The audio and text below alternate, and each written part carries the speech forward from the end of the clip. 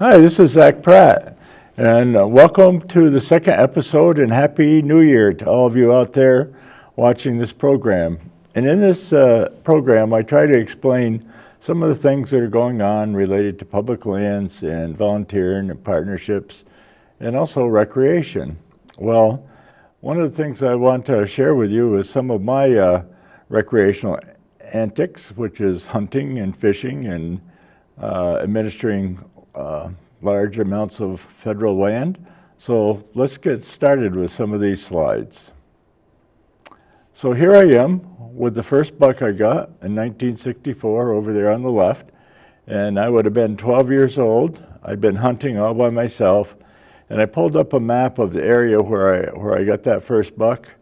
Back then, before the new road went through, it was part of the Crampton farm, Cyrus Crampton, and then Mrs. Anderson lived next door. So going up on a farm, I was a long ways from the house or the barn lots of times. So heading around in the woods wasn't really that much of a problem for me.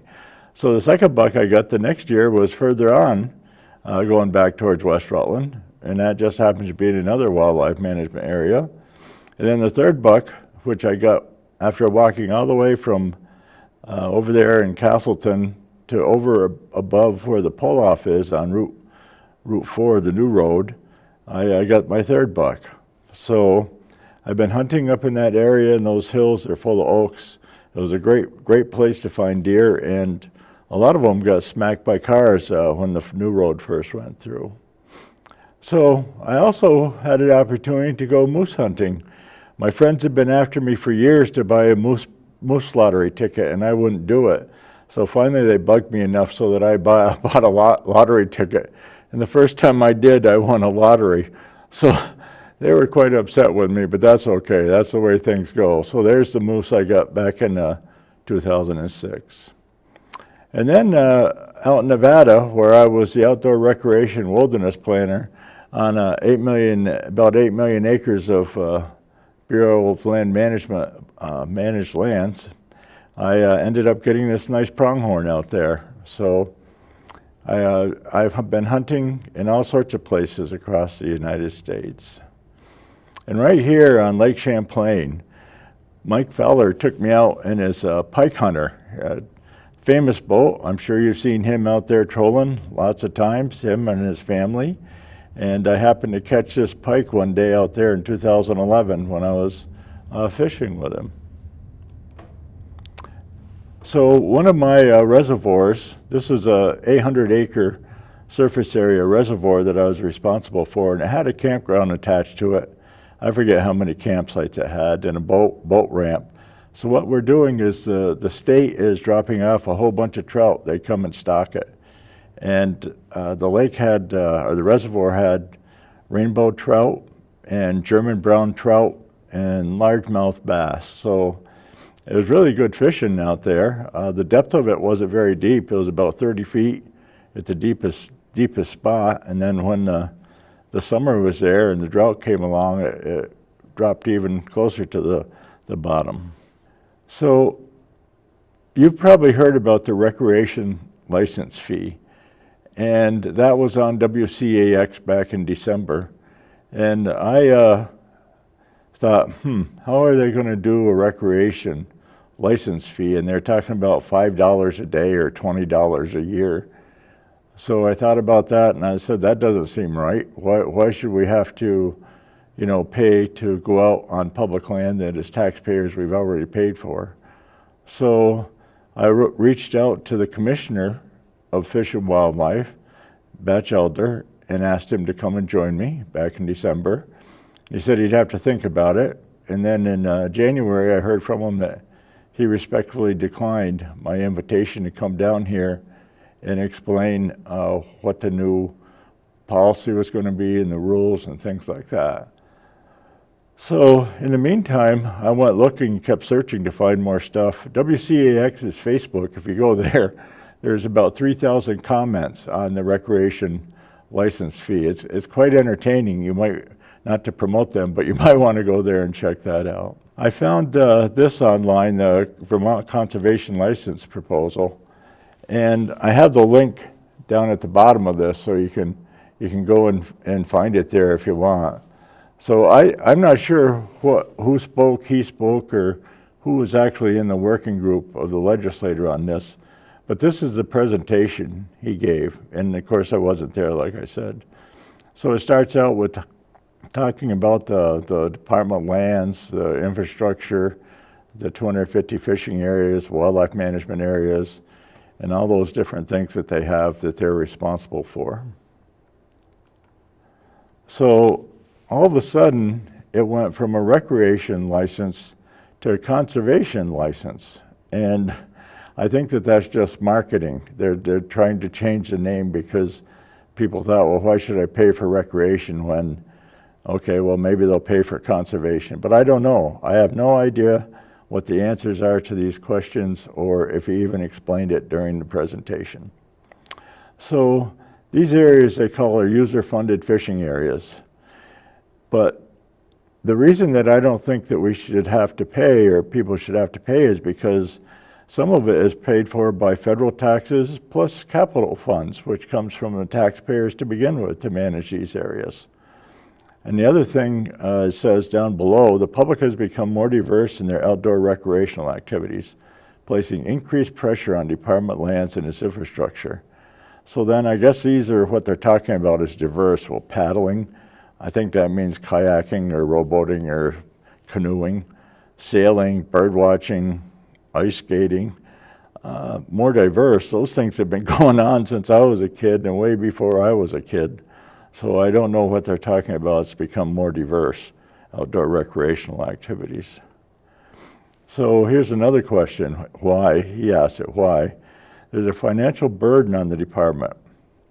Well, of course there's a tremendous, because they own so much land and they keep buying more land. So current funding doesn't meet public demand. When somebody says something like doesn't meet public's demand, I'd like to know what demand they're talking about. Well, I have no idea what that public demand is. And I was hoping that he'd come here and he could explain what the public demand was.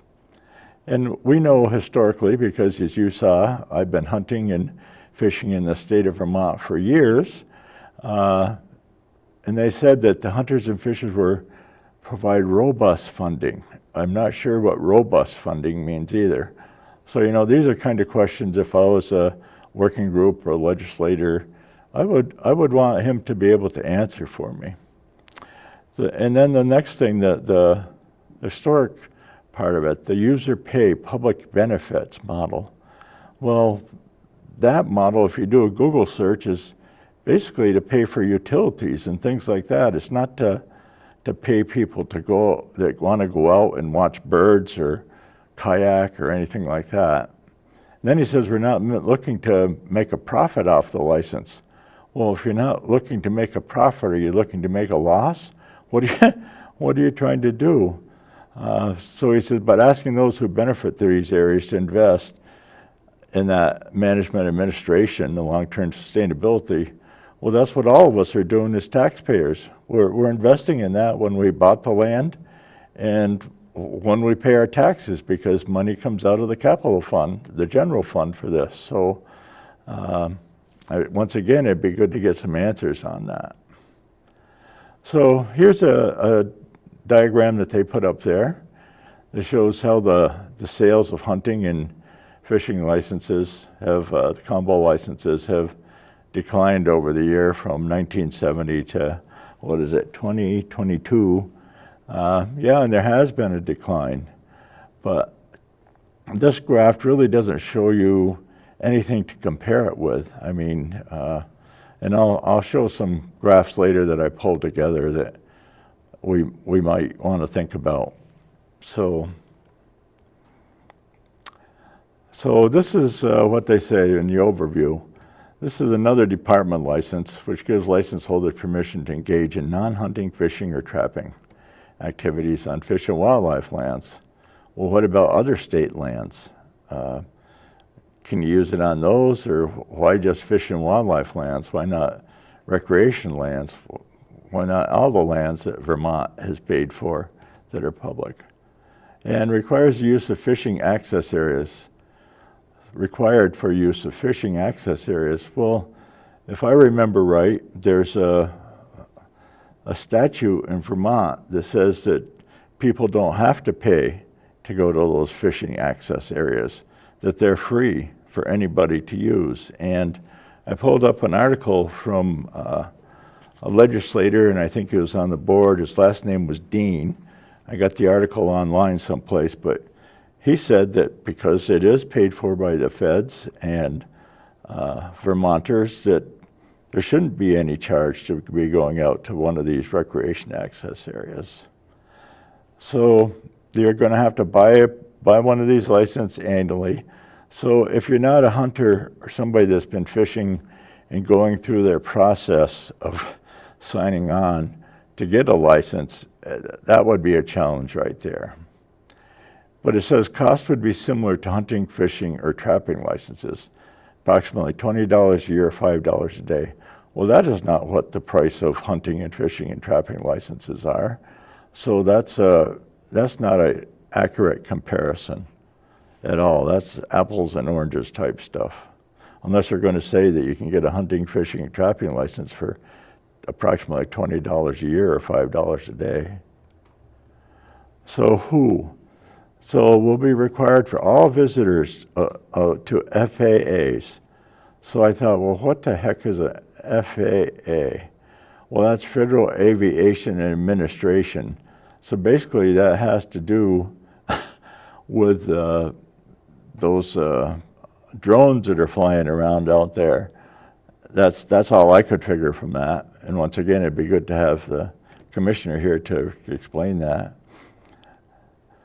So it says it targets those department lands for currently authorized activities, but do not currently pay for the department funding stream for land management. Once again, they're going to say, okay, you can fly your drone if you're under 18 years old without a permit. So it says a motorboat registration will act as a hunting, fishing, or trapping license. They will not be required to purchase a conservation license.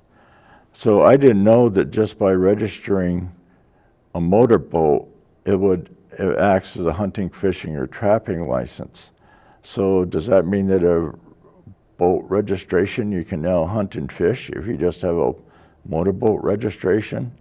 Here again, these are questions that I would think about if I was watching this presentation live from a commissioner and want to ask him questions about it.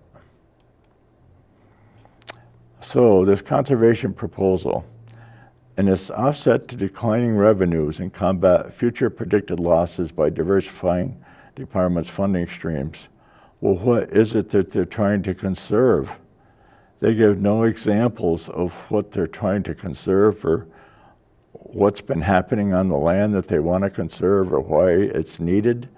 I know he talks about there being about $280,000 is what they expect to bring in.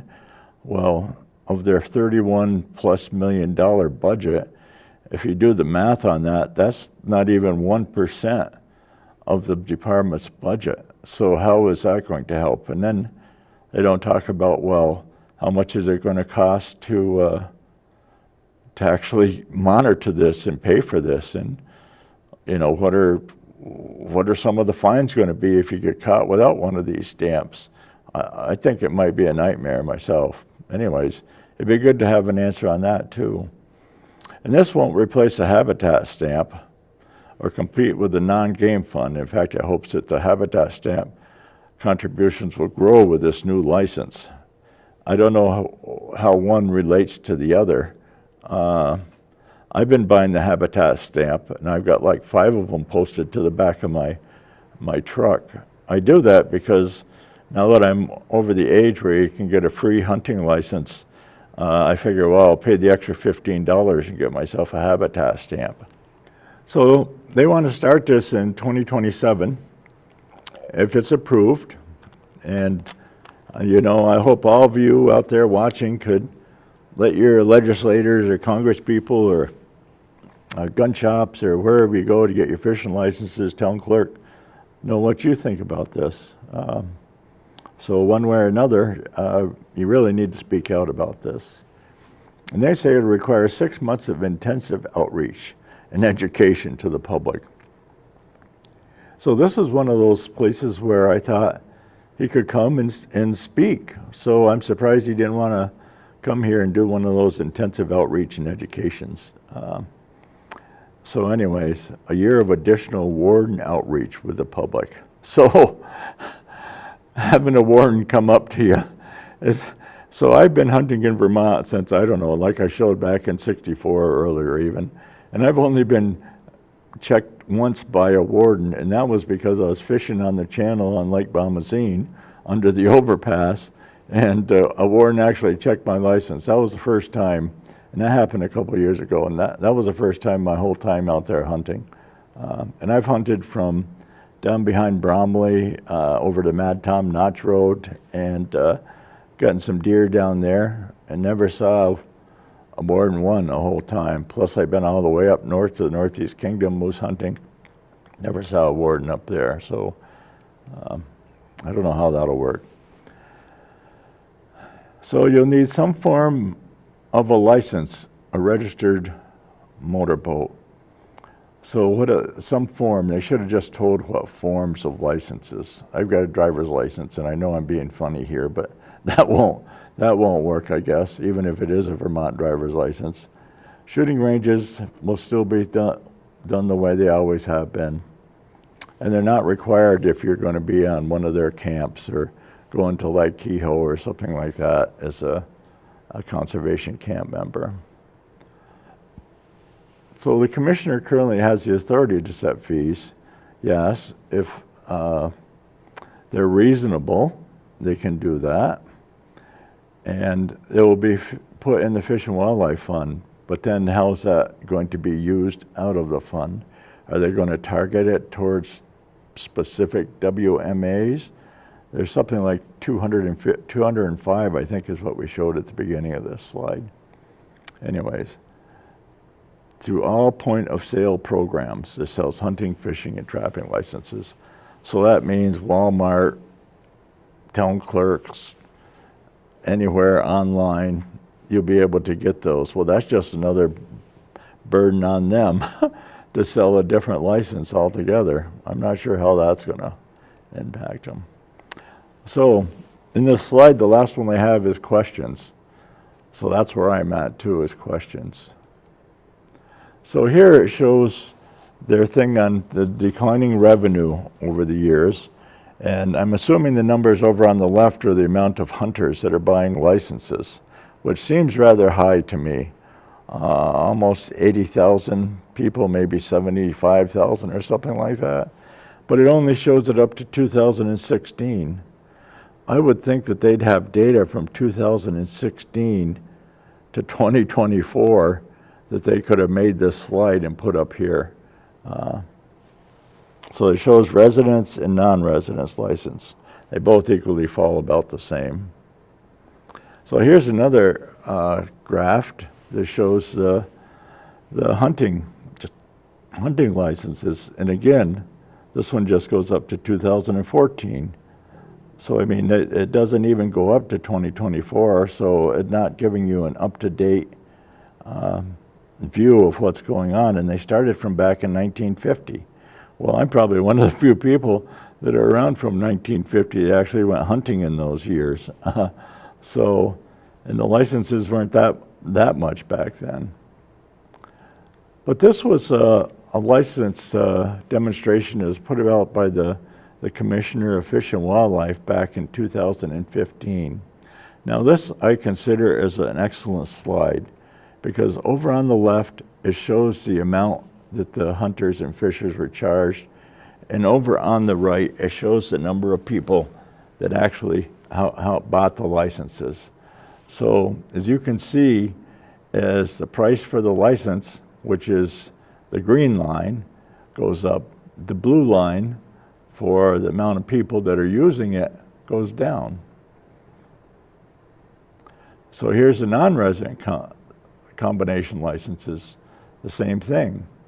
The green line is the hunting prices, the licenses, and the blue line is the number of people that come up here to hunt, and that dropped. Well, I pulled the two charts together to show you what I think is where the state went wrong. This area right here where the arrows are pointing to, where the two lines intersect, that is what is considered a willingness to pay. And at that point, any dollar more that you have to spend, you're going to have a reduction in people buying it. So I'm not sure if they did any studies or have done any studies to find out why that is.